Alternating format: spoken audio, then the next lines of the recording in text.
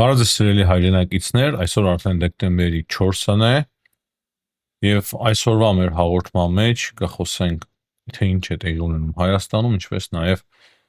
աշխարհում։ Շատ կարեւոր իրադարձություններ ունենք նաեւ Հայաստանի շուրջ քննարկելու, հետաքրքիր հայտարարություններով է հանդես եկել Նիկոլ Փաշինյանը, հետաքրքիր հանդիպումներ է ունենում Արարատ Միրզոյանը, որը որ գտնվում է հիմա արտերկրում եւ հետաքրքիր իրադարձություններ նաեւ կան աշխարհում։ Հիմնականում Ուկրաինայի շուրջ են այդ հետաքրքիր իրադարձությունները, ամեն օրվա ռեժիմով մենք քննարկումներ ենք անում եւ կարեւոր է այսօրվա օրը եւս բաց չթողնել, քանի որ ամեն օր ավելի լավ է գծագրվում այն հիմնական ապագա խաղաղության ճարտարապետությունը, որը որ կարող է հաստատվել Ուկրաինայի եւ Ռուսաստանի միջեւ եւ ավելի պարզ է դառնում հիմա թե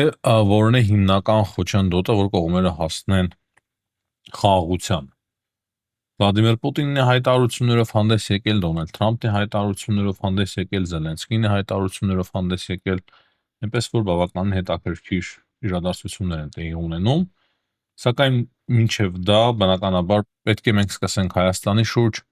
տեղի ունեցածից եւ հետաքրքիր տեղեկություն ստացվեց, որ վաղը դեկտեմբերի 5-ին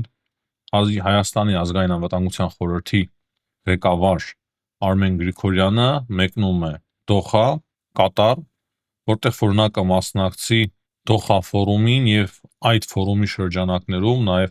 շատ կարեւոր քննարկում կա, պանելային քննարկում, որի անվանումն է Երկարատև խաղաղություն Հայաստանի եւ Ադրբեջանի միջև Վաշինգտոնյան համաձայնագրերը ընդհանուր ապագան խորագրով։ Եվ կարևոր է որ այդ հանդիպմանը նաև կմասնակցի Ադրբեջանի նախագահի օգնական Հիխմետ Հաջիևը, կարծում եմ հետաքրքիր քննարկում կլինի եւ այդ քննարկումներից մենք էլ տեղեկություններ կունենանք եւ հետո մենք էլ կկարողանանք շարունակել քննարկումները։ Սա եւս մեկ անգամ վկայում է, որ Հայաստանի եւ Ադրբեջանի միջև տեղի ունեցող այդ խաղաղության գործընթացը մերյալ վիճակում չէ, այն կենթանի վիճակում է եւ մշտական մենք նորանոր հետաքրքիր քննարկումներ, հանդիպումներ ենք ունենում ադրբեջանական կողմի հետ։ Կարևոր հայտարարությամբ է հանդես եկել նաեւ Ամերիկայի Միացյալ Նահանգների պետքարտուղարությունը, սիրելի հայրենակիցներ, Ամերիկայի Միացյալ Նահանգների պետքարտուղարությունը անդրադարձել է TRIP ծրագրին եւ նաեւ միջին ասիական երկրների մասնակցությանը այդ ծրագրին 5+1 հիմա դարձել է այդ իրենց ծրագիր, այսինքն այդ 5 երկրների միացել է նաեւ Ադրբեջանը, գիտեք, վերջին շրջանում այդ հարցին նաեւ անդրադարձել է Ամերիկայի Միացյալ Նահանգների պետքարտուղարությունը եւ այնտեղ նշվում է, որ այդ ռեգիոնալ համագործակցության հարթակը արդեն 10 տարեկան է եւ այդ հայտարարության մեջ նաեւ նշվում է կոնկրետ TRIP ծրագրի մասին, Հայաստանի եւ Ադրբեջանի մասին խաղաղության, համագործակցության թե ինչ հնարավորություններ է բացում TRIP ծրագիրը, այսինքն ոչ միայն Հայաստանի եւ Ադրբեջանի միջև համագործակցության, այլ նաեւ միջին ասիական երկրների համար եւ սա կրկին ու կրկին մեկ անգամ եւս մեզ հստակ ցույց է տալիս թե որքան կարեւոր է այս ծրագիրը կոնկրետ Ամերիկայի Միացյալ Նահանգների համար։ Միշտ ասել եմ, կրկին մնում եմ այդ կարծիքին, որ Ամերիկայի Միացյալ Նահանգները միանշանակ ամրապնդեց իր ներկայությունը Հարավային Կովկասում, ճիշտ է այն ինչ հիմա տեղի ունենում Ուկրաինայի շուրջ ավելացնում է բոլորիս մոտ լուրջ մտահոգություններ, Ամերիկայի Միացյալ Նահանգների քաղաքականությունը Ուկրաինայի մասով, բայց այս մնացած հայտարարությունները, որոնք որ մենք ունենում ենք Հայաստանի մասով, այդ բարձրաստիճան պաշտոնյաների այցերը, Թրամփի նաև հայտարարությունները եւ ընդհանուր նոր այդ համագործակցության եւ խաղաղության ճարտարապետությունը տարածաշրջանային ավելի մեծ գլոբալ տարածաշրջանային, երբ որ տարածաշրջանային ասում եմ, նկատի չունեմ Հայաստան, Ադրբեջան, Վրաստան, այլ նաեւ Միջին Ասիան եւս նկատի ունեմ, եւ մինչեւ կարելի ասել միջերկրական ծով, ապա այստեղ մենք հստակ տեսնում ենք թե ինչ շահեր ունի Ամերիկայի Միացյալ Նահանգները եւ որն է այստեղ նաեւ մեր շահը։ Ինչպես արդեն նշեցի, Հայաստանի արտգործնախարարն էլ գտնվում է ԵԱՀԿ-ի 32-րդ նախարարական համաժողովին, որտեղ որ մի քանի տարբեր հանդիպումներ է ունեցել տարբեր երկրների արտգործնախարարների հետ եւ այդ թվում նաեւ Թուրքիայի արտգործնախարար Հակոբ Ֆիդանի հետ է հանդիպել։ Այդ մասին տեղեկացնում է Հայաստանի արտգործնախարարությունը, դրա լուսանկարը նույնպես, այսինքն հետաքրքիրը այն է, որ ցանկացած միջազգային հանդիպման ժամանակ Հայաստանը, ինչու՞ չէ նաև Թուրքիան նույնպես, բաց չեն թողնում հնարավորությունը Թուրքիայի ներկայացուցիչների Հայաստանի, լինի դա արտգործնախարար, լինեն դրանք նախարարները կամ նույնիսկ Թուրքիայի նախագահը եւ Հայաստանի վարչապետը միշտ առիթը բաց չեն թողնում միմյանց հետ հանդիպելու, թեկուզ կարճատև հանդիպում եւ զրույց ունենալու։ Այսինքն այստեղ եւս պարզ է մեկ բան, որ process-ը նաեւ հայ-թուրքական հարաբերությունների մեջ շարունակվում է, այն նույնպես մերյալ չէ։ Շատ ակտիվ փուլում է գտնվում այդ երկխոսությունը։ Ճիշտ է, բարդությունները կան, մենք միշտ էլ խոսում ենք սերելի հայրենակիցներ այդ մասին, հիմա կրկին չեմ ուզում անդրադառնալ այդ հարցերին, ուղղակի որպես կարևոր տեղեկություն եմ ես հիմնականում մատուցում այն փաստը, որ այսօր կրկին ունեցել է տեղի նման հանդիպում Թուրքիայի արտգործնախարարի Հակոբ Ֆիդանի եւ Հայաստանի արտգործնախարար Արարատ Միրզոյանի միջև։ Հետաքրքիր հայտարարությամբ է հանդես եկել նաև Ռուսաստանի արտգործնախարարության մամլոխոսնակ Մարիա Զախարովան հրապարակված փաստաթղթերին անդրադառնալով եւ հստակ նա փորձում է այդ փաստաթղթերի միջոցով արդարանալ, որ 3 տասնամյակ Ռուսաստանը որպես Մինսկի խմբի համանախագահ հետևողական ջանքեր է գործադրել Լեռնային Ղարաբաղի քաղաքական եւ դիվանագիտական կարգավորման հասնելու համար։ Նման ոճով հայտարարություն է արել նաև Շոյգուն, այնպես որ Ռուսաստանի Դաշնությունը փորձում է ասել, որ մենք շատ ջանքեր ենք գործադրել, բայց թե ինչ անենք, որ չի ստացվել կարգավորել հակամարտություն Ադրբեջանի եւ Հայաստանի միջև։ Հիմա հանկարծ Ամերիկայի Միացյալ Նահանգները եկան եւ կարգավորեցին այդ երկարատև կոնֆլիկտը։ Այսօր նաև պարզ դարձավ, որ Մեծ Բրիտանիան ՆԱՏՕ-ի իր ներկայացուցիչին է նշանակում Հայաստանում, շատ հետաքրքիր նաև տեղեկություն է, ՆԱՏՕ-ից մենք դեռ կխոսենք միջազգային հարցերի անդրադառնալիս, հետաքրքիր հայտարարություններ կա, բայց մինչև դա կարծում եմ կարևոր է նաև անդրադառնալ հիմա ամենաշատ քննարկվող հարցին Հայաստանում, դե գաղտնիք չէ, որ հիմնական ամենաշատ քննարկվող հարցերից մեկը դարձել է Փաշինյանի եւ Կտրիչ Ներսիսյանի միջև հակամարտությունը եւ Փաշինյանը հստակ հայտարարություն է արել թե խորհրդարանում եւ թե մամլո ասուլիսի ժամանակ այդ հայտարարություններին եկեք անդրադառնանք եւ հայտարարություններից մեկում հստակ, այսինքն մամլո ասուլիսի ժամանակ նա ասել է, որ ինձ պետք չէ կաթողիկոսով կենթարկվի ինձ, նման հարց են ուղղել լրագրողները։ Դե եթե դուք էլ հետևում եք լրագրողների հարցերին, հստակ երևում է ով ինչ կողմնորոշում ունի, որտեղից են գալիս այդ հարցերը եւ Փաշինյանն էլ ասել է, որ ինձ պետք չի կաթողիկոսով, ով կենթարկվի ինձ պետք է կաթողիկոս, ով չի ենթարկվի ամենօրվա ռեժիմով եւ չի զեկուցի օտարերկրահատուկ ծառայության ավագ լեյտենանտներին։ Այստեղ Փաշինյանը երևի թե նկատի ունի Կտրիչ Ներսիսյանի եղբորը Եզրասին։ Ամենայն դեպս ես այդ կարծիքին եմ, այդ եզրահանգմանն եմ գալիս։ Եվ կրկին երբ որ ասում են թե մեծ վնաս է հասցնում Փաշինյանը եկեղեցուն, այդպիսի նման հարց են ուղղում, նա ասում է, որ հայաստանյաց առաքելական Սուրբ եկեղեցուն ոչինչ ավելի մեծ վնաս չի հասցնում, ինչ Կտրիչ Ներսիսյանի ներկայությունն է։ Ու նա ասում է, որ ես նրա հետ բազմաթիվ առիթներ եմ ունեցել շփվելու, խոսակցություններ եմ ունեցել, հստակ կիսվում է այն մասին, որ երբեք հոգևոր զրույց չի եղել իրենց միջև, Փաշինյանը հստակ գիտակցել է, որ իմաստ չունի նման անձի հետ հոգևոր զրույցներ ունենալ, որպես բարձրաստիճան հոգևորականի, իսկ Կտրիչ Ներսիսյանն էլ իրան չի հետաքրքրել ընդհանրապես այդ հարցը, որ Փաշինյանի հետ խոսեր հոգևոր թեմաներից։ Ու նա նաև ասել է, որ եկեղեցին գտնվում է աղետալի վիճակում, բազմաթիվ հոգևորականներ կան, որ ուղղակի ապրում են չքավորության եզրին, մինչդեռ մի խումբ հոգևորականներ շատ մեծ հարստություն ունեն։ Այստեղ էլ պարզ է թե ում մասին է խոսքը, եւ սա եւս ցավոք սրտի իրականությանը համապատասխանում է։ Ցավոք սրտի, ես էլ ինքս գիտեմ, եղել է, որ նաեւ հականատես եմ եղել շատ անգամ։ Մինչայլոց երեք տեսա Վազգեն arczepiskopos Միրզախանյանի հարցազրույցները, երկու հարցազրույց, լավ ծանոթ եմ Վազգեն Միրզախանյանի հետ։ Կարող եմ խոսել թե դրական, թե բացասական կողմերի մասին, կարծում եմ, բայց հիմա դրա ժամանակը չէ, ես ընդհանրապես նաև չեմ սիրում զբաղվել բամբասանքով, սակայն հարցազրույցների մասով կարող եմ ասել, որ այն ինչ ինքը ասեց այդ հարցազրույցների մեջ, համոզված եմ, որ համապատասխանում է իրականության, շատ գրաքեր եւ ճիշտ մոտեցում էր իր կողմից եւ միանշանակ ինքն էլ եւ իր հոգևոր եղբայրներն էլ, ովքեր որ ստորագրել են այդ փաստաթղթերի տակ, հանգել են այն եզրահանգման, որ փոփոխությունները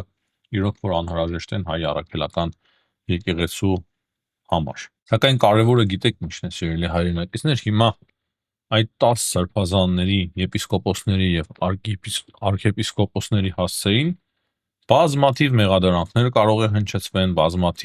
բազմաթիվ զրպարտության խոսքեր կարող է լինեն, կարող է դրանց մի մասը նաև իրականությանը համապատասխանի, սակայն մենք հիմա բոլորս պետք է գիտակցենք մեկ բան, որ իրոք սրբեր չկան, ցավոք սրտի հայ առաքելական եկեղեցում այս պահի դրությամբ եւ համակարգը ամբողջովին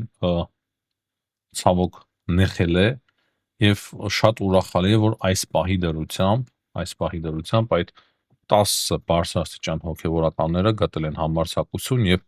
ցանկանում են, որ բարեփոխումներ տեղի ունենան հայ առաքելական եկեղեցու մեջ, ինչը միանշանակ ողջունելի է եւ դրա համար ցանկացած մեղադրանքների, զրպարտանքների, նաեւ եթե այդ մեղադրանքների մեջ կա որոշ ճշմարտություն, այս պահի դրությամբ պետք է խորը ընկալմամբ վերաբերվեն, որպեսզի կարողանան հասնել հայ առաքելական եկեղեցու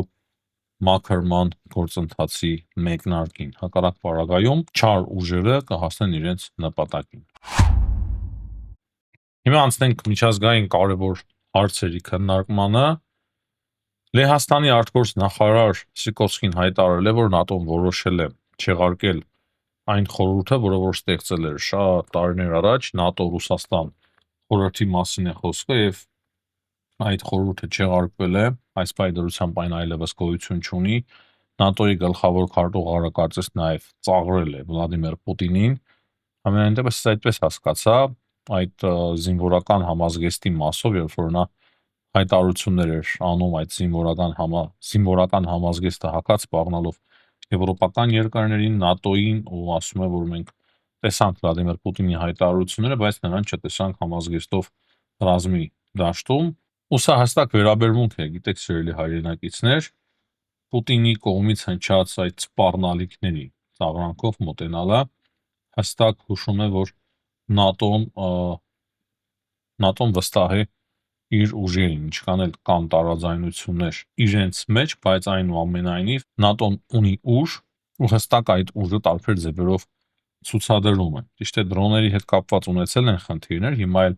հատուկ զորքերի օրինակի համար Գերմանիան ձևավորում պայքարելու համար այդ դրոների դեմ գործընթացները շատ արագ մեկնարկ են ստացել եւ շատ արագ ձևով Եվրոպան ռազմականացվում է։ Իսկ Դոնալդ Թրամփն էլ նոր հայտարարություններ է անում, հայտարարություններ իր փեսակուշների եւ իր ընկեր բիզնեսմեն Վիտկոֆի այցից հետո նկատել եք, չէ՞։ Իր փեսան է դերի մեջ, իր ընկերն է դերի մեջ, տարբեր ինստիտուտներ են անվանափոխում, իր անունով խաղաղության ինստիտուտը դառնում է Թրամփի խաղաղության անվան ինստիտուտ, շատ բաներ է ինձ հիշեցնում Թրամփի այդ քաղաքականությունը, բայց քանի որ մեզ ձեռ է տալիս ընդհանուր առմամբ Թրամփի քաղաքականությունը հարավային Կովկասի մասով, Հայաստանի մասով, ես ընդհանրապես ցանկություն չունեմ Դոնալդ Թրամփի քաղաքականությունը քննադատել, ճիշտ է Ուկրաինայի մասով կարող եմ ասել, որ մեր սրտովը չէ նրա քաղաքականությունը, բայց հարավային Կովկասի մասով, քանի որ մեր սրտովն է մեզ համար Հայաստանը առաջնային կարևորություն ունի, կամ թե Ուկրաինան, կամ չգիտեմ որ երկիրը, սա հատուկ եմ ասում կրկին, դրա համար ես կխուսափեմ Դոնալդ Թրամփի քաղաքականությունը քննադատելուց, որ այդ տենդենսը այդպես շարունակական չդառնա հանկարծ հայկական սոցիալական ցանցերում, բայց տեսնում ենք, որ իր փեսային իր ընկերոջը մտցրել է բանակցային process-ի մեջ, Պուտինը միջայլոց երկար սպասել է տվել նաև նրանց 3 ժամից ավելի, սակայն Թրամփը գոհ է այդ բանակցություններից, նա ասում է, որ Ամերիկայի Միացյալ Նահանգները այլևս ֆինանսապես ներգրավված չեն ուկրաինական ճգնաժամում եւ փորձում են վերջ տանել այն։ Նա ասել է, որ Ամերիկայի Միացյալ Նահանգների ներկայացուցիչները Ռուսաստանում փորձել են հասկանալ, թե արդյոք հնարավոր է հարցի կարգավորումը ու ինքը լավ կարծիք է ստացել, հանդիպելով Ուիտկոֆին ու Քուշներին ու նրա խոսքերով, այսինքն Թրամփը կրկին պատկերացում է ստացել նրանց ստացած պատկերացումից, որ Պուտինը ուզում է ավարտին հասցնել այդ պատերազմը, այսինքն Քուշները եւ Ուիտկոֆը փորձել են կրկին համոզել Դոնալդ Թրամփին, որ Պուտինը հակված է պատերազմը դադարեցնելուն։ Սակայն ինչ կանել Թրամփը ասի, որ ինքը կարծում է, որ Պուտինը կցանկանար վերադառնալ նորմալ կյանքի եւ նորմալ առևտուր վերսկսել Ամերիկայի Միացյալ Նահանգների հետ, մենք ունենք նաեւ Վլադիմիր Պուտինի հայտարարությունը, եւ Վլադիմիր Պուտինը ասում է, որ Ուիտկոֆի եւ Քուշների հետ հանդիպումը շատ օգտակար էր, այն շատ երկար է տևել, քանի որ պետք է մանրամասն քննարկեին խաղաղության առաջարկները յուրաքանչյուր կետ եւ ըստ Վլադիմիր Պուտինին Ռուսաստանը առաջարկել է Ուկրաինային դուրս բերել զորքերը Դոնբասից եւ չշարունակել ռազմական գործողություններ, սակայն Կիևը նախընտրել է կռվել ու Պուտինը ասում է, որ Ռուսաստանը ցանկացած դեպքում ռազմական կամ այլ տեսակի հաղթանակի կհասնի Դոնբասում։ Վլադիմիր Զելենսկին էլ է հայտարարություն արել, որ ինքը հիմա մեկնում է Ամերիկայի Միացյալ Նահանգները, շատ կարևոր հանդիպումներ կունենա եւ կփորձեն հասկանալ, թե որքանով հնարավոր է դադարեցնել, որքան է հնարավորությունը դադարեցնելու ռուս-ուկրաինական պատերազմը եւ երկու կողմի հայտարարությունից էլ ավելի շատ նաեւ երրորդ կողմի Ամերիկայի Միացյալ Նահանգների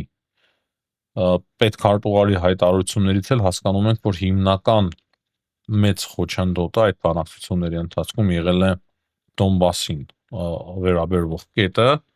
Ռուսաստանը պահանջել է, որ Դոնբասը ամբողջովին զիջեն, ինչպես նաև ինչ-որ այլ տարածքներ, սակայն ուկրաինական կողմը հրաժարվել է։ Թրամփը համարում է միջայլոց, որ հիմա